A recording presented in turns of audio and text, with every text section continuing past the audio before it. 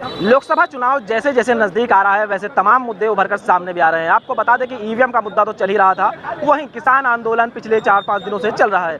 लोग यहाँ पे मौजूद है, आइए उनसे जानते हैं किस तरीके से देखते हैं चुनाव को और जो ये तमाम मुद्दे निकलकर सामने आ रहे हैं उस पर क्या कहना चाहते हैं। देखिए माहौल क्या चल रहा है, दूसरा राउंड है ये इनका किसानों का आंदोलन का। पहले राउंड में भी धोखा ही दिया प्रधानमंत्री ने, जब ये कहा कि मेरी तपस्या में कोई कमी रह गई। थूक चाटने की आदत तो है ही है मोदी को, और वो अब की बार भी यही करेगा। वो मुद्दों पर बात नहीं करेगा, इनकी किसी योजना को कामयाब नहीं होने देगा, ना ही इनकी कोई मदद करेगा। MSP पे हो, चाहे केसों पर हो, चाहे कर्ज माफ़ी पर हो, किसी भी तरीके की वो सुनवाई नहीं करेगा। किसान सम्मान निधि बढ़ा दी गई है, उस पर क्या कहना है? तो भैया हमारा ब्याज जो पड़ रहा है हमें, वो जो हमारे कर्ज पे जो ब्याज पड़ रहा है, अरे ब्याज क्यों, ब्याज जब ले रहे हो ब्याज ले लो, फिर ये ढकोसला क्यों दे रहे हो लॉलीपॉप दे के 1000-2000 की? वो नहीं चलेगा। हमें आप MSP दो, हमें आप कर्ज मुक्त करो, हमें 1000-2000 नहीं चाहिए, आप रख लो वापस अपने पास। किसान तो कहते हैं हमें नहीं चाहिए 1000-2000, ये रख लो, हमें कर्ज मुक्ति दो, हमारे जो केसेज हैं वो वापस लो, जो हमारे बांधे मारे गए हैं लखीमपुर में वो न्याय दिलाओ, हमें MSP की गारंटी दो। सारी बातें हैं,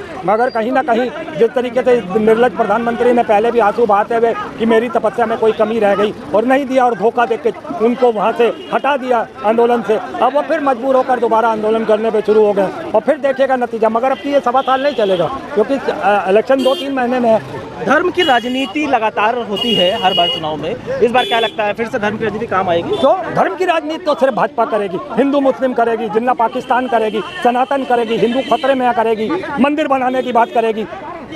दुबई में आप मंदिर बना रहे हो और देश का प्रधानमंत्री यहाँ पे मस्जिद और मंदिर दोनों को गिराने का काम कर रहा है। तो ऐसे नीच प्रधानमंत्री के लिए कौन से शब्द होने चाहिए? आप खुद ही बता दो कि जो दुबई में तो मंदिर के उद्घाटन की बात करता हो और अपने ही देश में मंदिर और मस्जिदों को लगातार गिराता हुआ आ रहा है, क्योंकि उसी से इसकी सियासत चमकती है, हिंदू मुस्लिम से इसकी सियासत चमकती है। और कोई सवाल? ईवीएम का मुद्दा भी लगातार चर्चा में बना हुआ है, उसको लेकर आप क्या कहना चाहते हैं? ईवीएम पर भी CGI का देखिए निर्णय आ सकता है जल्दी, क्योंकि अभी कल ही एक निर्णय, आज ही एक निर्णय आ गया है इलेक्ट्रल बॉन्ड पे। तो अब मुझको लगता है कि जो ये अंधभक्त हैं इनकी दलाली बंद हो जाएगी। और जो मैं आपको बता दूं आपके चैनल के माध्यम से, जो 5 साल तक का लिए 5 किलो राशन बढ़ाने की बात कही थी, अब वो सिर्फ और सिर्फ चुनाव तक चलेंगे, 2 या 3 महीने तक। उसके बाद इनके पास जो भ्रष्टाचार का पैसा आ रहा था, जो इलेक्ट्रल बॉन्ड के हिसाब से नंबर 2 के पैसे जो आ रहे थे, वो नहीं आएंगे, उसको सार्वजनिक करना पड़ेगा। तो कहाँ से देगा वो 5 किलो का राशन? कहीं ना कहीं जो अंधभक्त हैं इनकी फंडिंग बंद हो जाएगी, जो ये इस तरीके के करते हैं। और 5 किलो राशन मैं आपको आपके चैनल के माध्यम से पूरी ईमानदारी से पूरे दावे से कह देता हूँ,